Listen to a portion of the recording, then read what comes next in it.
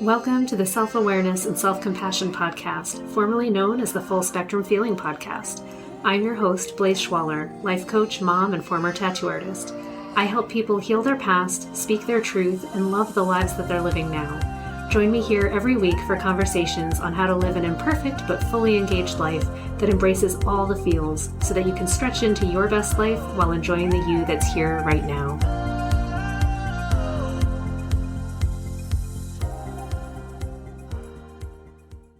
Hello, my friends. Welcome back to the podcast. This week, I want to talk about slowing down. It's a theme that I frequently return to because I notice that I have a tendency to want to pack in as much experience, as much stuff as I possibly can into life. And I think it's a chronic symptom of just the culture that we live in, is that we want to consume more, do more, have more, be more, produce. And it's a symptom in our economy, in the way that we do business, what we expect of ourselves, and that we're always pushing growth. And it's tough because we really have this big push to think of growth, self-growth, getting better at things, producing more, making your business bigger and better, going more places, having bigger vacations as being this really, really positive thing. And I want to break it down because I think it ends up having almost like a cancerous effect in our lives, in that we keep striving, we keep wanting more, and we run ourselves down. And we sometimes run ourselves off of a ledge in pursuit of more, in pursuit of doing more, and in pursuit of having it already done and add more stuff to do so that you can do even more.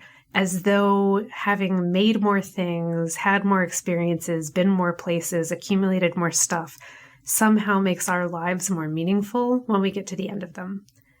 And I have to question that for myself, to remind myself to even consider, is that necessarily true? And does it make me happier? And I'm trying to ask that as a question to really get into my own heart and decide for myself, what's good enough?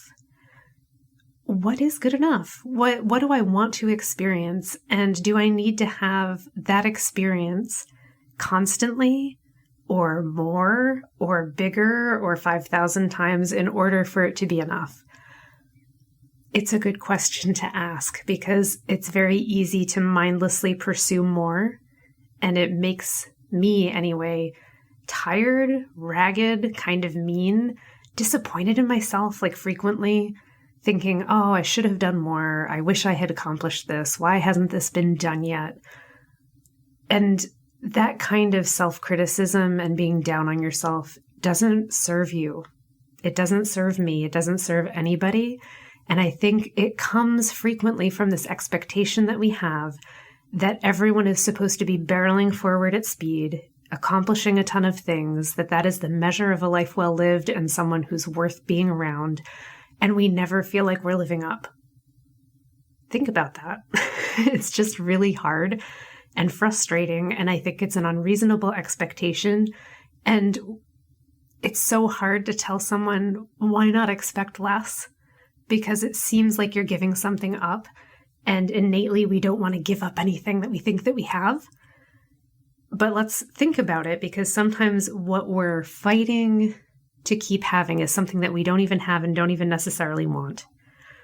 So if you find yourself in a situation, and I'm going to share my current situation so that I can just discuss it and give you a reference point, where you take on a lot of projects and you're like, I want to get this done. And you accumulate more and more things that you want to get done. And you just continually, while you're in the process of doing them, feel like you're never going to finish. So that's been my experience lately, is I've taken upon myself to do a bunch of things that at the initial outset I felt was completely reasonable and I should be able to do all of them. And that is technically true. I can do all of them, but I cannot do them all at once. I can't do them at speed. I can't get, 6 projects done well in a short amount of time. And I think that this is what's making me clarify for myself the speed at which I am happiest, or the pace at which I'm happiest moving, to remind myself that that's slow. I like to continually be moving forward. That seems to be something that I'm going to do no matter what, but I like to do it at a slow and steady pace and not at breakneck speed. And I dislike having too many accumulated things that I've put in the path in front of myself and said, you must do all of these, because it doesn't allow me enough adjustment room to flow with life, to make adjustments and decide that there's something else I'd like to pursue next. So this is something that I'm actually realizing again. It's a realization that I come to frequently where I'm like, oh yeah, you can get excited about a project. For me lately, it's been the sewing projects and wanting to make dresses. That's awesome. I really enjoy doing it. And what I've gained this time around is to go, maybe what you want to do is buy one pattern, buy one set of fabric, do that project, and then decide what inspires you next or what you'd like to work on next, rather than deciding in advance, here's all these 7 projects that you're going to make, and now they're all sitting around cluttering up my space and freaking me out. And it's not that I don't want the experience of making them or that I don't want the end product. So I think this is where we can get confused, is like, but I want to do all those things. I want to have all those experiences, but I need to allow there to be space for them to manifest. Like, I can even get all the stuff to make it happen, but it still takes time. Like, there's many parts to the equation of anything actually coming to be. And there's only so much human energy that I produce or have access to in any given point in time. And it makes me have to remember that I'm a human being, and you are too. And as a human being, we are located in time and space and consciousness and a body, and that innately puts limits on what we personally, physically can accomplish. And that's just the truth. So when you look at nature and you look at the cycles of nature, you notice that it is relentlessly moving forward in time. Things continuously change, and there's cycles and patterns. And there's a season of growth, a season of like prosperity, a season of falling back and dying back, of dreaming and of nourishment. Those slow periods and those periods of break, rest, recuperation, growth happen not only in giant bursts, but also in mini cycles. So if you think about like when you're awake, but then the day passes, your energy peaks, it comes down, you're tired, you need to sleep and recuperate and recover. And it happens on a daily basis, even on an hourly basis. Like, our energy levels ebb and flow like the sea. It is what we are. And in a season, there will be a season where we're hugely more productive, where we're awake a little longer. There's more sunshine, there's more energy, there's more food. All of those things are normal and natural. So it's okay to have a go time and the slow down time. What isn't okay is thinking that all times are go time, that all times are production, that all times need to be do as much as you can, get as much done, show what you have for it, go, go, go. It's what burns us out. And nobody enjoys that feeling of going, I've given everything I have, and this doesn't feel like enough. Now what? So let's return to that place of calm acceptance when you go, it's unreasonable to think that anyone, anything can produce constantly, can always grow. Nothing in nature grows forever. It eventually dies. And here we have this concept that even our economy, right? Like the way that we trade and grow, everything has to continually be producing more, making more, having more people work harder to create more in a shorter amount of time at speed so that we can keep growing and consuming. And that's not sustainable. And it makes us all tired and it makes us sad. And we lose meaningfulness in that pursuit. I recently got an email from one of the companies that I really, really love called Aura Cacao, and they make whole food chocolate, basically. So they will go work with farmers that have small farms. They grow the cocoa beans. They harvest them mindfully. They're producing them with quality. And the product that they make is not a highly refined, like chocolate bar. They're making little discs of cacao, and they are selling them at ceremonial grade, where you're meant to kind of melt them down and drink the chocolate.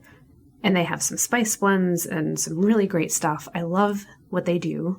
And they sent an email talking about the importance of slowing down and slow, sustainable production and what that means for a company that wants to grow and what's reasonable and what's good. And I really, really resonated with what they said because I am a business owner and I've owned multiple businesses. And they said, hey, with this company, we're doing it different. We are very mindful to slow down and not grow past the pace at which we can keep up and keep providing this beautiful product. So if that means there's only enough profitability to employ this many people, that's what it is. If it means that something is in growth and then hits a reduction cycle, we don't provide that for a while and we let it recuperate and come back. We go with the flow and we listen to what's actually happening so that we can enjoy this job, so that we can provide a really great high quality product. And if that means that it needs to cost more, then that's what it is. And we can stand behind that and be happy. And each and every one of us in this company has come from being a business owner. I think he said there's like 5 of them. And all of them have had the experience of growing a business at a pace that burnt them out. They didn't like the job anymore and they didn't want to do it anymore. And they couldn't keep up. And they would hate to see that happen with this product and this communion that they have with this plant, right? And these people and the farmers, this, I don't know, wonderful relationship that they have with all the moving parts of their business. They're like, I would hate to fall out of love with that. And that's what comes from pushing the pace too fast. And I so appreciated them saying that. And it made me think, thank God there are businesses that are taking that into account, that there are natural cycles of ebbs and flows, and that you can tap into something that is meaningful for you and that provides joy and that gives a product that people appreciate, that you choose to do at a pace that is sustainable for you, that brings benefit to everyone involved, and you don't push it beyond the point where it starts to be resentful, painful, harmful to the very thing that you're trying to give and the thing that you're trying to promote. And I went, man, that's so nourishing. Thank you for sending that.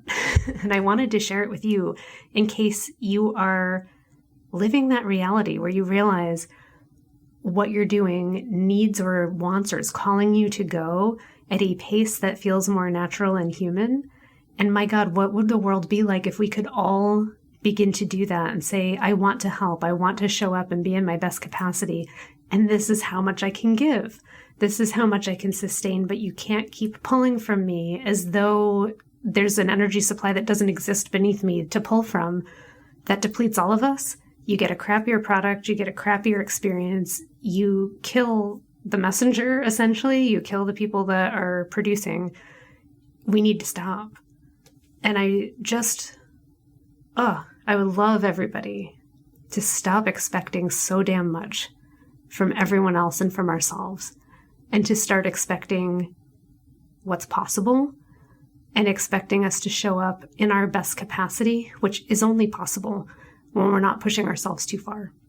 So I want to say that with the caveat that, of course, in order to become a better person, to grow, like we're always pushing ourselves to be the best that we can, but that doesn't mean pushing yourself so far, so often, constantly, that you never recuperate, right? So there is a nice balance to be struck, and you do see it in nature as well, where there's a healthy zone where you're challenging yourself just enough that you're getting stronger. You're challenging yourself just enough that you are outshining your neighbors or whatever it is, that you're finding your place, that you belong and that you thrive.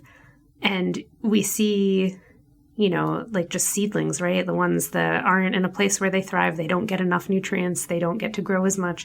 The ones that take everything from everyone else and grow really fast, but then don't have the support network around them, so then they fail. So it's recognizing that we all are a part of each other. We're meant to support each other. There's ways for us to survive and thrive. And I don't know, to just be human about it.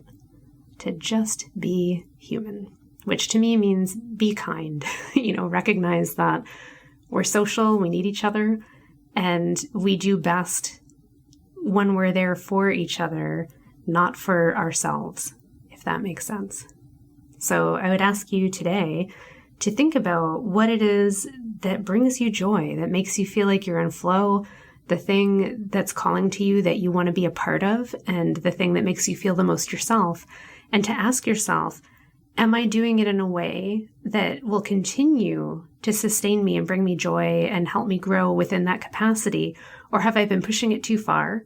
Or have I been completely neglecting the thing that makes me feel like myself and like I belong in service of doing this other thing just because I feel like I have to? And that's what makes me money or whatever. I know it's so complicated, you guys. I will not deny that life is hard and we're all in our own way, stuck in some capacity with the way that we function, right? Like we're beholden to other things. But I think the more that we consider these bigger questions, it's almost like philosophical questions about what should we be asking of ourselves? What should we be asking of each other? And what could we be content with? And are we actually content with way less? And if that's the truth, how can we steer ourselves, our communities, and our societies into being that more content, more belonging, more supportive fabric that helps everything do better? Deep thoughts. Friends, I hope that you have a marvelous week and that this question, gets you thinking and helps you strike a more sustainable and pleasurable balance in your activities and the ways that you approach stuff, such as hobbies and obsessions. Maybe it'll change the way that you think about what's possible in a certain timeline. That's certainly what I've been pondering for myself. And I hope that that brings you a little bit more joy and lets you feel better when you recognize that maybe you've pushed it a little too far and your expectations are unreasonable. I'm always thankful when I recognize that my expectations have been unreasonable, because then it means that it's not me that's like terrible and can't keep up. It's just that the expectation was unreasonable and I shouldn't be aiming for that. Anyway, have a marvelous week and I will see you next time. Thanks so much for joining me. If you enjoyed this podcast, please subscribe and share it with someone you love and leave us a review. You can learn more and get some self-compassion tips and tricks by visiting coachwithblaze.com, where you can sign up to get my free booklet on overcoming anxiety, overwhelm, exhaustion, and burnout. I'm sending you so much appreciation and love, and I'll see you next time.